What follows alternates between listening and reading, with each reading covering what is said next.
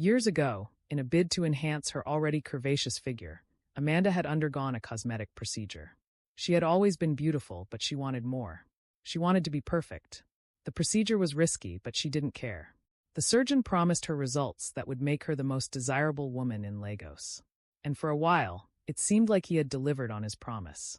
Her buttocks were now bigger, rounder, and firmer than ever before. Men couldn't get enough of her, and Amanda reveled in the power her new figure gave her. But perfection comes at a price. Amanda strutted down the streets of Victoria Island with confidence radiating from her every step. In her mind, she had everything: looks, money, and men who adored her. Yet, something gnawed at her in the quiet moments when the admirers weren't around. Despite all the attention, Amanda could never hold on to a man for more than a few weeks. The pattern was always the same.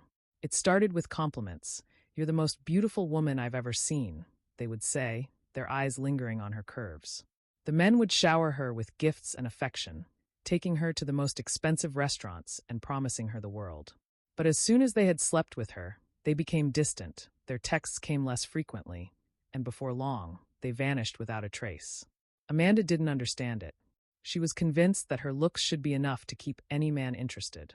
Every time one of them left, she told herself the same story: that they were intimidated by her beauty, by the way men ogled her, and that they couldn't handle being with someone as desirable as her. But deep down, the constant rejection stung. Her friends had noticed the change too. Amanda had always been popular, but ever since her cosmetic surgery, she had become more self-absorbed.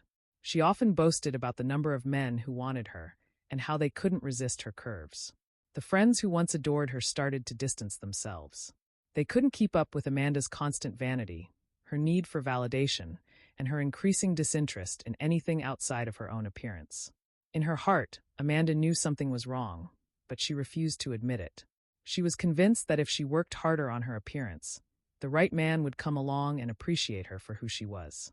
What she didn't realize was that her exaggerated sense of beauty was only skin deep. The men who pursued her were interested in only one thing: her body. Amanda's close friend, Kemi, had always been by her side, but even she had started to pull away. Kemi tried to reason with Amanda, telling her that true love wasn't about physical beauty alone. "Mandy, men want more than just a pretty face and a big butt," Kemi said one afternoon as they sat at an upscale cafe. Amanda scoffed, sipping her iced latte. "Please, Kemi, you're just jealous because men don't chase after you like they do with me. You could never understand what it's like to be this desirable." Kemi shook her head, sensing that her friend was lost in her own delusions. "It's not about jealousy, Amanda. You've changed.